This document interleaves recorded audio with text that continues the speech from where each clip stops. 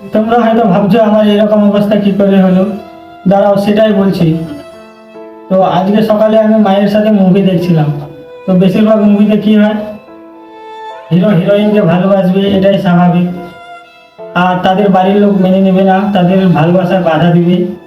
কিন্তু ব্যাপার সেটা না, ব্যাপারটা হচ্ছে আমার মা সবসময় হিরো হিরোইনের পক্ষে থাকবে।